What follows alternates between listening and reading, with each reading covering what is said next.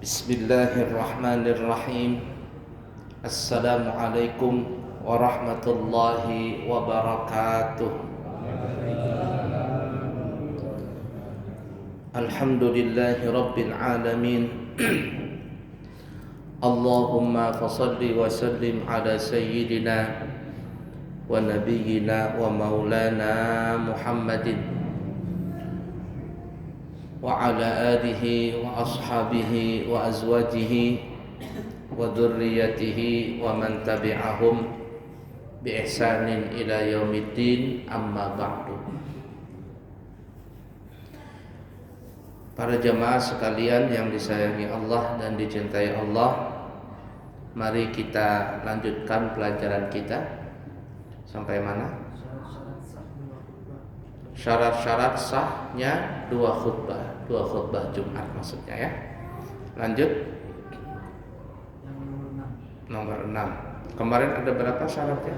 Ada 12. Coba ulangin. Yang pertama, laki-laki yang jadi khatib. Yang kedua, suci dari hadas kecil dan hadas besar. Yani yang khatib Jumat wajib telah berwudu dan juga telah terangkat hadas besarnya, alias mandi junub sudah selesai.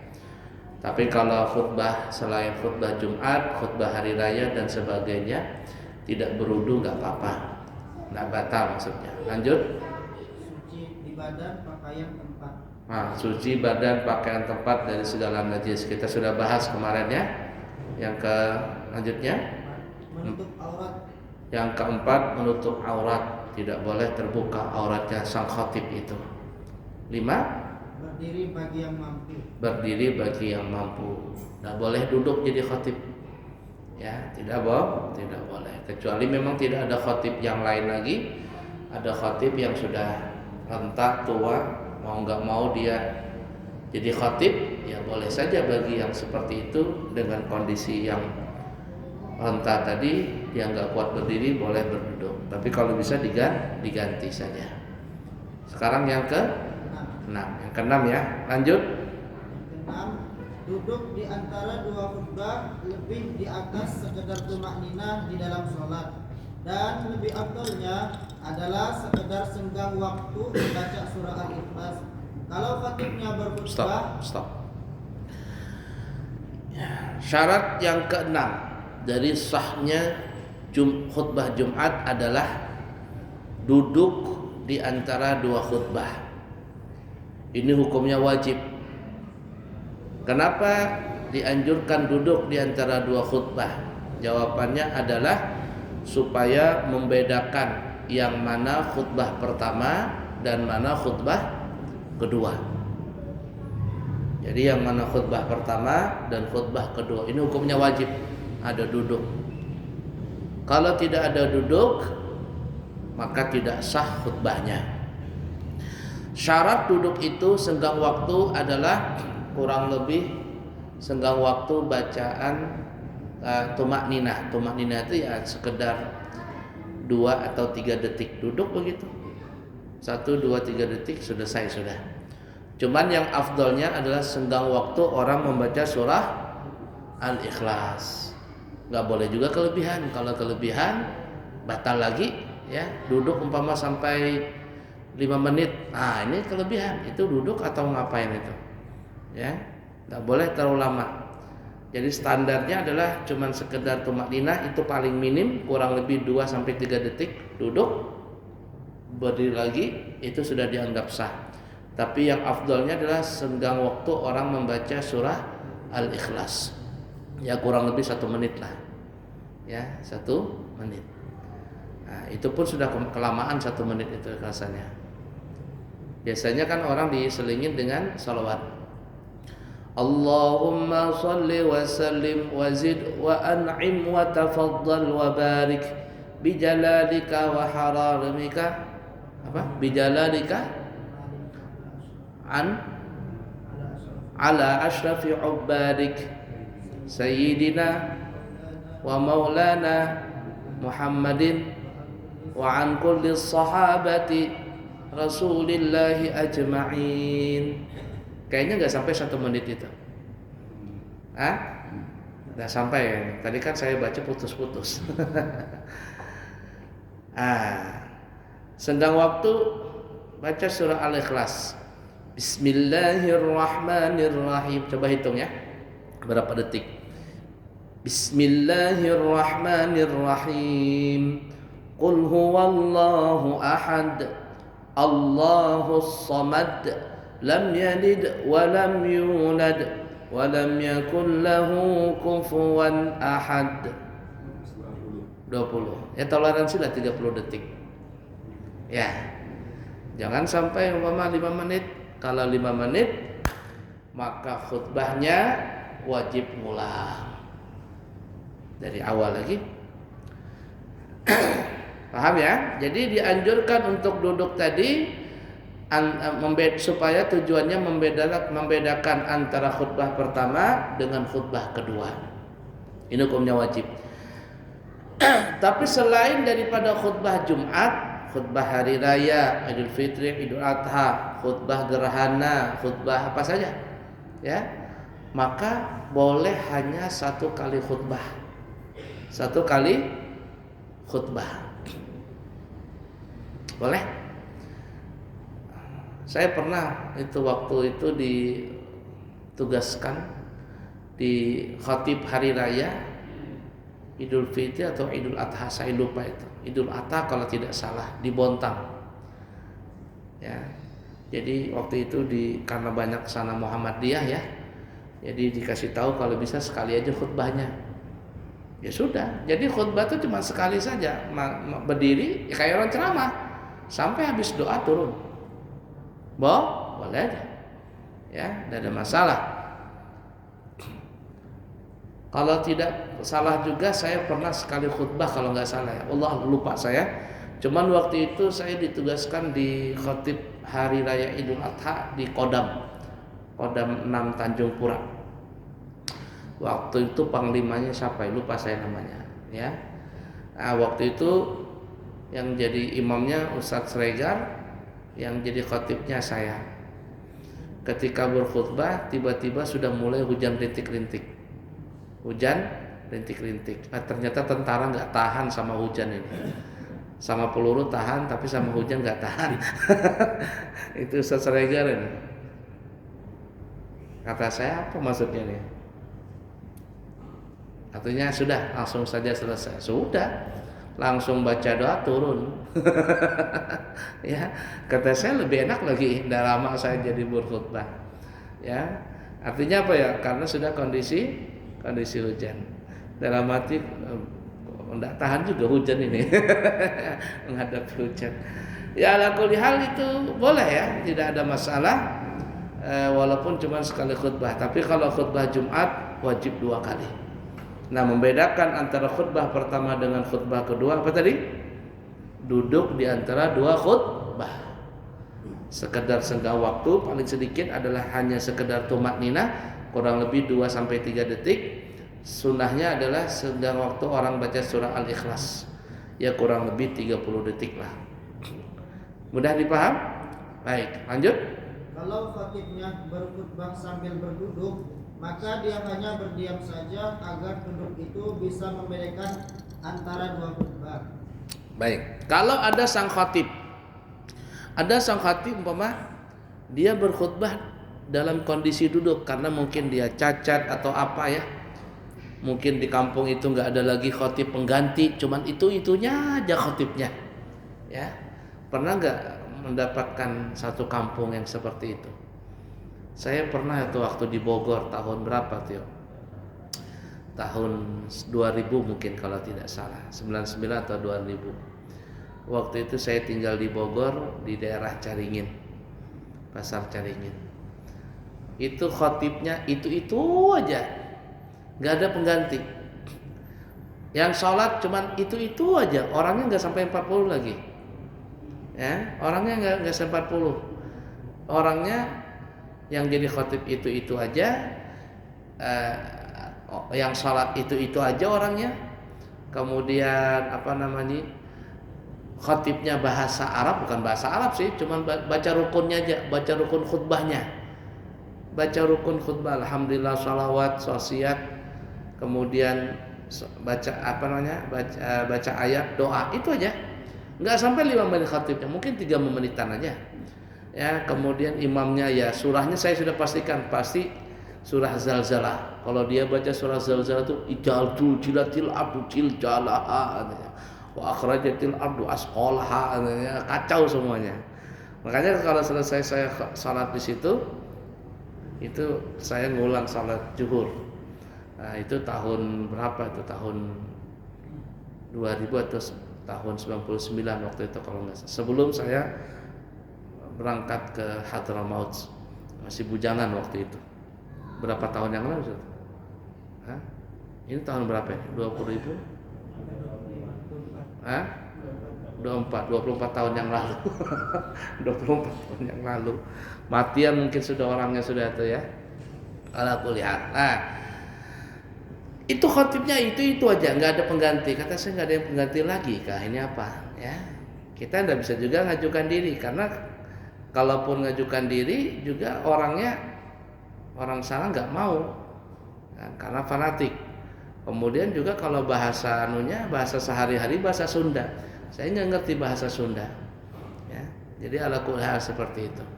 Nah kalau seandainya umpama terjadi dalam satu kampung nggak ada lagi khotib, cuman satu-satunya aja beliau aja yang ada, tapi orangnya lumpuh, nggak bisa berdiri.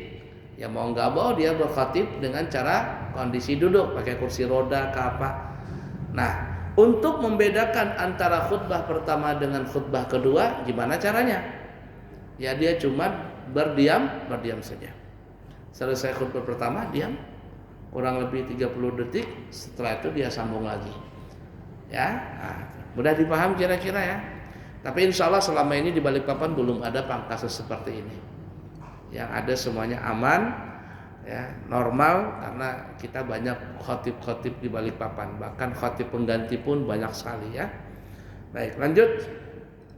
Syarat yang ketujuh, berturut-turut di antara dua khutbah secara pandangan umum. Sebagian berpendapat sekedar senggang waktu sholat 2 rakaat. Kalau seandainya lama berhentinya lebih dari kadar tersebut, maka wajib mengulang khutbahnya dari awal khutbah pertama. Ini yang kita katakan tadi. Khutbah pertama terus sampai akhir khutbah kedua, ini terus menerus. Arti terus menerus itu tidak boleh berhenti. Tidak ada boleh berhenti. Nah dari sini yang kita katakan tadi, kalau ada orang duduk nih ya, terlalu lama, maka khutbahnya tidak sah, alias ngulang dari khutbah pertama lagi. Berapa tadi setengah waktunya? Sholat? Berapa kalau orang sholat 2 rakaat kira-kira berapa menit? 2 menit? 3 menit lah ya. 3 menit. Jadi kalau ada orang duduk terlalu lama, 3 menit nih khatibnya duduk terlalu lama, maka khutbahnya batal, alias ngulang lagi membaca rukun khutbah yang pertama, kemudian duduk, lalu nyambung khutbah kedua. Udah dipaham kira-kira ini ya. Dari sini juga bukan kata ulama ya, sebagian ulama yang terlalu tegas dalam masalah ini, terutama ulama-ulama di Banjar nih ya, ada sebagian yang tegas saya dapatin. Mereka itu seakan-akan mewajibkan untuk mengulang bacaan rukun-rukun khutbah di akhir khutbah pertama.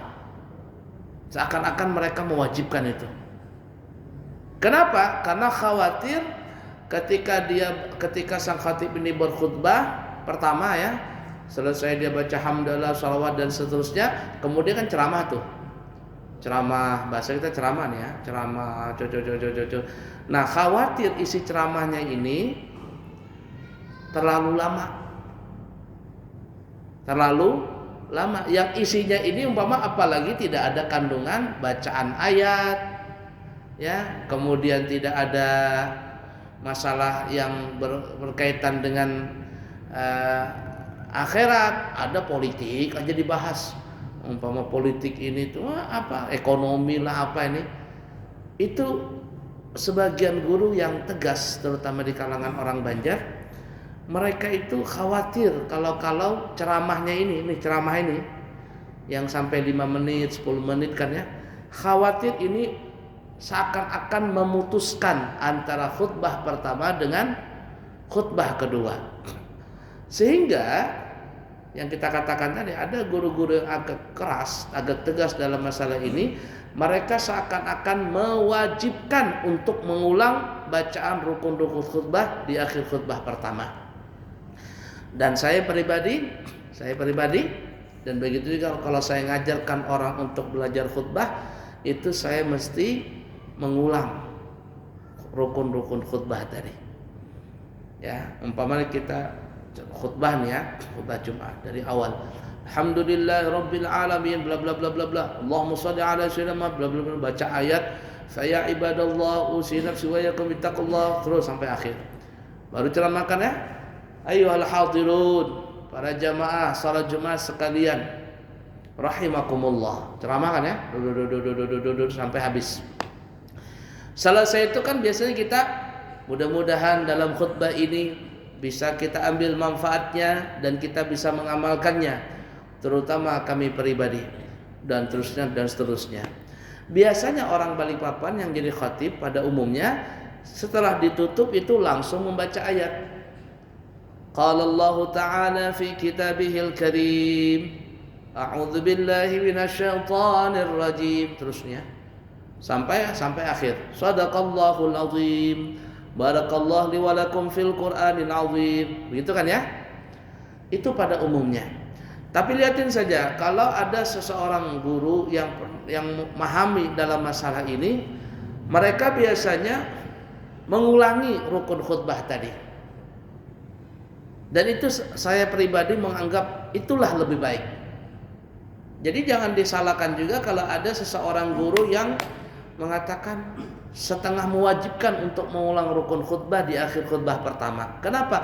Khawatir jangan-jangan memutuskan antara khutbah pertama dengan khutbah kedua tadi karena terlalu panjang ceramahnya.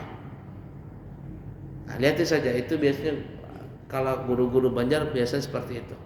Jadi setelah ceramah tadi ya, mudah-mudahan bermanfaat dan seterusnya kan ya, sang khatib ini mengulangi.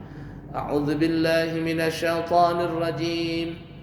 Bismillahirrahmanirrahim. Alhamdulillahi rabbil alamin.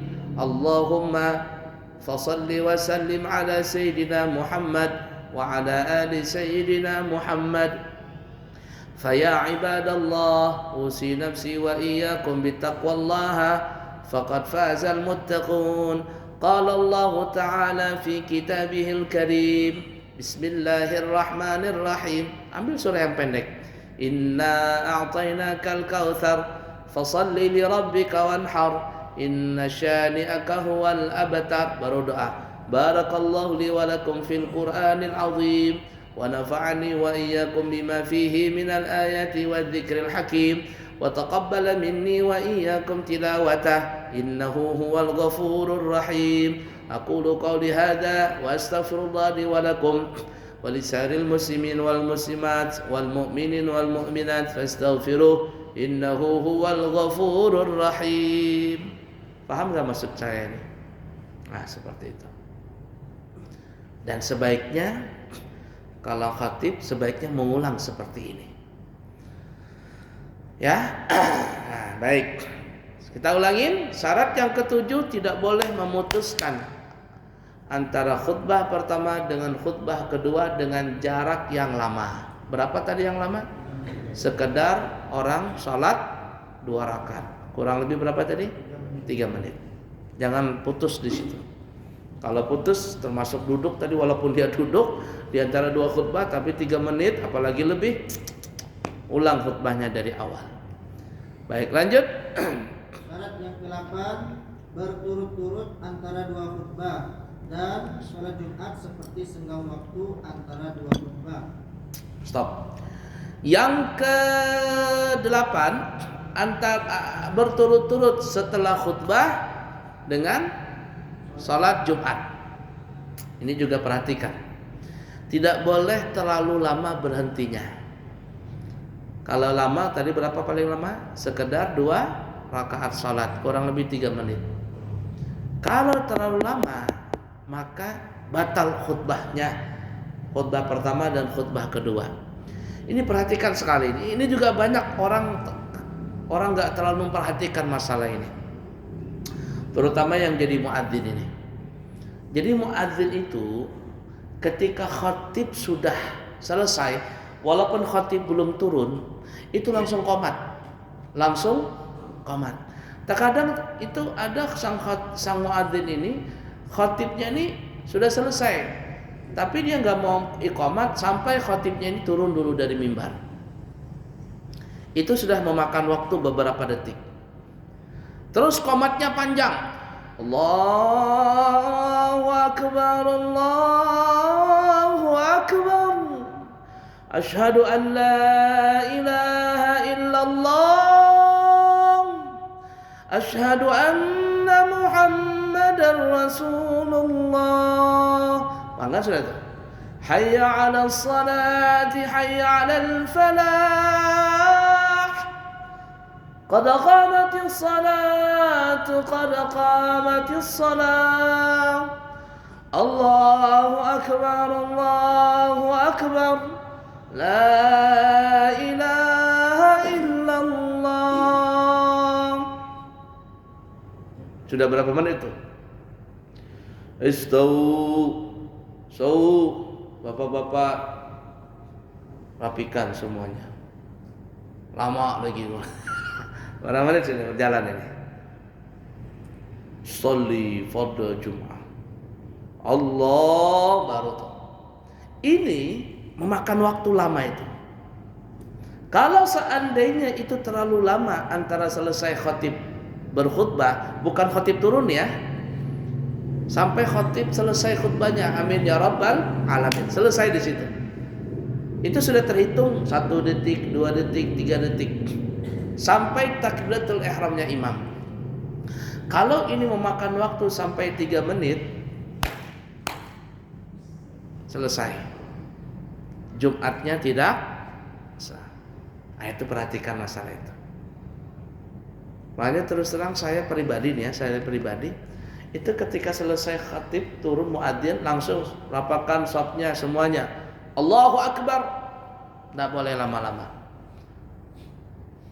Itu imam di Masjid Haram Madinah, maka sama aja.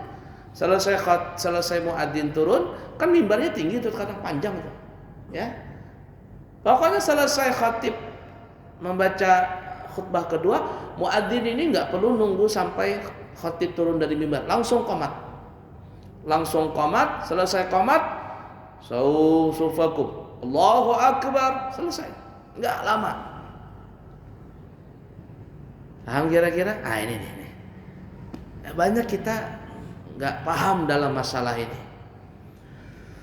Nah, hati-hati. Jadi kalau terlalu lama berhentinya antara selesai khutbah kedua sampai imam takbiratul ihram melewati 2 rakaat salat, ya kurang lebih tadi 3 menitan, lewat dari 3 menit itu bisa membatalkan khutbah dan salat Jumatnya semua. Alias ngurang lagi dari awal. Nah, jadi yang muadzin, biasanya muadzin orang mana sini? Orang sini atau orang luar masjid ini? Gantian ya. Nah, jadi kasih tahu tuh muadzin. Selesai. Pokoknya muadzin itu sudah siap. Kalau sudah mau siap-siap mau turun atau selesai khatib, muadzin itu sudah di mikrofon dia. Dan dia terlalu panjang-panjang. Allahu akbar, Allahu akbar. Asyhadu an la, cepat saja. Turun khatib langsung, jangan lagi terlalu panjang. Rapat Bapak Ibu, ayo semuanya perhatikan. Langsung Allahu akbar, sudah selesai. Ya, sudah dipaham ya? Baik. Lanjut. Syarat yang ke-9, khatib menyampaikan segala rukun-rukun khutbah kepada 40 orang yang mereka semua itu sempurna segala syarat-syarat wajib untuk menghadiri Jumat. Jadi ketika khatib berkhutbah, baik khutbah pertama, yakni membaca rukunnya nih ya, atau khutbah kedua membaca rukunnya. Ketika khatib membaca rukun-rukun khutbah pertama dan kedua ini, sang khatib menyampaikan khutbahnya itu 40 orang yang hadir. Mazhab Syafi'i ini ya. Ini kita bicara Syafi'i. 40 orang yang hadir. Yang mana 40 orang yang hadir ini adalah orang-orang yang wajib untuk melaksanakan sholat Jumat. Jadi dia laki-laki, balik, berakal, ya, tidak orang-orang mustautin, penduduk asli. Tuh. Paham kira-kira ya? Kalau seandainya 40 orang ini, ketika khatib menyampaikan rukun khutbah ini, yang hadir umpama cuman 35 orang, kurang 5 dari 5 orang nih. Dalam mazhab Imam Syafi'i, Jumatnya tidak sah. Udah dipaham kira-kira ya? Ya, atau 40 orang juga tapi bukan penduduk asli. Dalam mazhab Imam Syafi'i tidak sah. Ini bicara Syafi'i, kalau bicara mazhab yang lain beda lagi. Saya pernah beberapa kali kasus seperti ini ya. Makanya saya itu enggak mau lagi lah, ibarat kata kalau bisa enggak lagi mau jadi khatib di situ. Satu pernah kasus saya waktu itu baru pertama datang dari Hadramaut kembali ya ke Balikpapan tahun 2005. Ditelepon salah satu ustadz, guru bisakah pian jadi khatib di mana, di daerah mana itu yang ke tengah laut mau dekat Dongoa atau apa namanya, daerah Dongoa, kamu apa namanya, yang perusahaan Piliot itu nah, Dongoa ya, wah Dongoa sana. Nanti pian sudah siap-siap jam 10 dijemputin orang, karena saya baru pertama kali datang kan ya. Baru pertama datang, padahal ada jadwal khatib lain juga ada. Saya kepingin disuruh, ya sudah ke sana. Saya kira dekat ke apa itu kan ya. Sampai di sana, sampai di pelabuhan Kampung Baru jam berapa gitu ya? Jam 11 atau jam berapa? Jam 10 sudah ditungguin nih. Jam 11 dijemputin pakai speed. Nah, setengah jam ada mungkin ya jalannya. Sampai di perusahaan Piliot apa? Kayu itu. Ya pokoknya itulah, lupa sudah namanya. Sekarang nggak ada lagi dah. Masih ada ya? Jadi sampai situ saya bilang, ini apa ini perusahaan katanya kan? Orangnya ada. Oh banyak di sini orangnya. Nanti pian sampean lihat tuh penuh masjid tuh. Orang yang hadir di sini ini orang sini kah atau orang mana? Bukan orang sini. Orang mana? Orang Balikpapan semua. Ya, artinya di situ tuh perusahaan besar mungkin berapa puluh hektar ya, cuman nggak ada penduduk aslinya. Yang ada di situ cuman orang yang pekerja, kan dia 24 jam tuh gajian sip-sipan tuh. Waduh kata saya, ya sudahlah. Saya masuk masjidnya nggak tapi besar, lebarnya mungkin sepertiga dari ini ya. Tapi masjidnya 2 kali ini panjang ke belakang. Saya masuk situ nggak ada orang. Duduk saya kan sudah duduk, kata saya mana manusia, belum keluaran Pak dari perusahaannya. Jam berapa? Jam 12. Ya sudah saya nunggu begitu. Pas jam 12 ternyata itu manusianya ribuan. Sampai ke belakang sana tuh. Masjid yang begitu besarnya penuh sampai keluar-luar. Kata saya, Masya Allah banyaknya manusianya. Tapi yang jadi pertanyaan itu bukan orang itu semua, orang Balikpapan. Lalu akhirnya apa yang terjadi? Ya sudah, kalau mazhab Imam Syafi'i kan tidak sah ini. Tapi saya mengambil mazhab yang lain, mazhab Hanafi, yang lainnya ada semuanya. Ya selesai khutbah, selesai Jumat, saya tidak mengatakan tidak sah.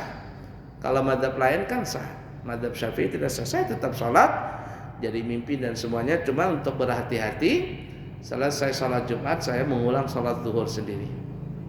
Sholat Jumatnya ini sah saja. Ya, cuman saya berhati-hati karena mazhab Imam Syafi'i masih saya pegang. Lalu saya melaksanakan sholat zuhur lagi. Satu. Yang kedua, ini pernah terjadi dan berapa kali ya, dan saya nggak mau lagi jadi khatib di situ, di Hotel Grand Senior. Saya sebutin saja Hotel Grand Senior. Nah, jadi di dalam hotel itu di bawahnya itu ada ruangan dijadikan tempat sholat Jumat.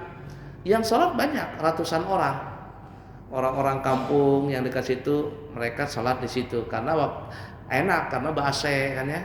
AC terkadang kalau lagi murah dikasih makan di situ kan ya, makanya banyak orangnya.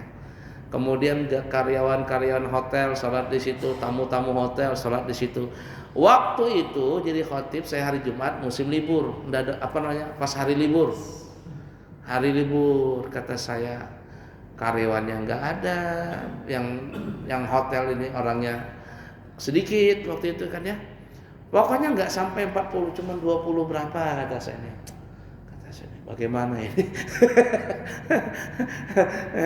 Aduh, kata saya ini tidak ada orangnya ini. 20-an aja kalau nggak salah waktu itu. Ya sudah, jalan terus.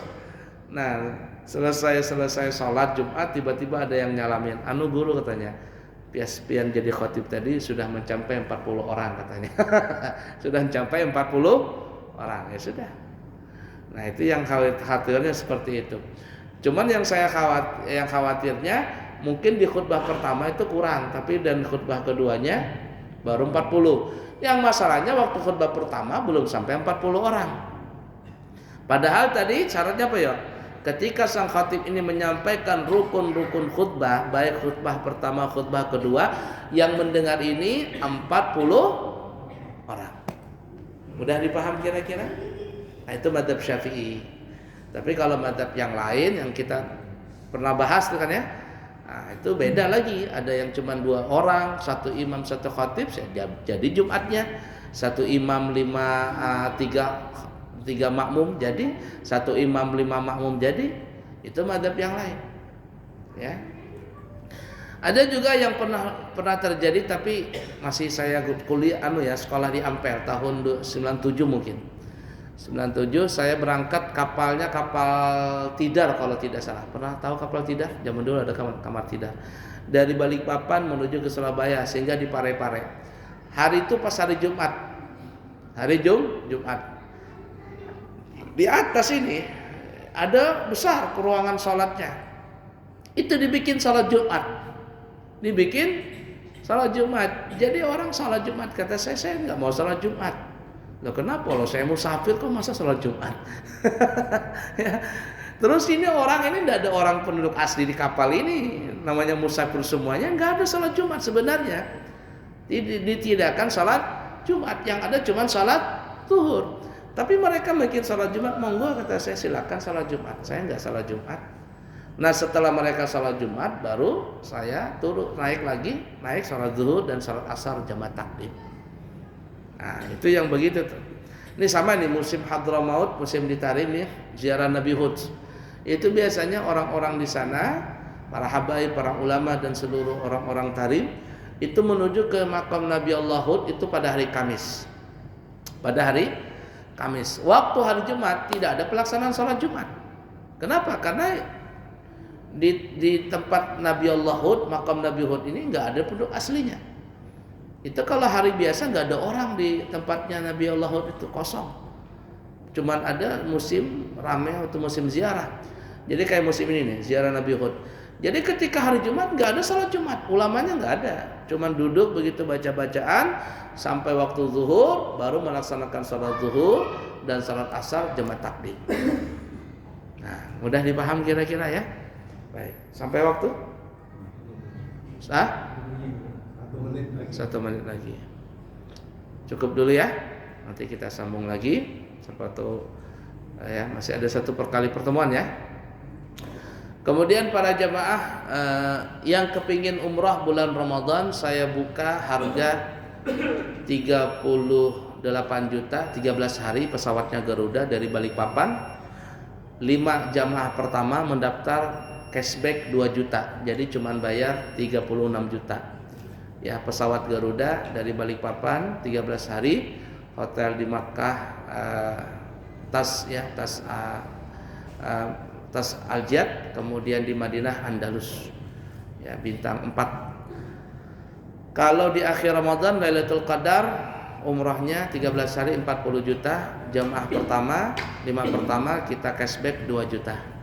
Yang kepingin 1 bulan penuh kita buka harga 60 juta, 5 jamaah pertama cashback 5 juta. Yang kepingin berumrah setelah hari raya kita buka harga 31 juta sudah dari Balikpapan, Jakarta, Saudi. Yang kepingin berangkat haji langsung berangkat tahun ini tanpa menunggu, kita buka dengan harga 200 juta. Di tempat lain sudah 250-an, kami bisa membuka masih 200 juta. Biasa. Hotelnya Hilton di mana? Di Mekah, dan di Madinah adalah Hotel Andalus, Royal Andalus. pesawatnya Garuda. Siapa tahu ada yang berminat, maka kami siap menyampaikan niat para jamaah semuanya.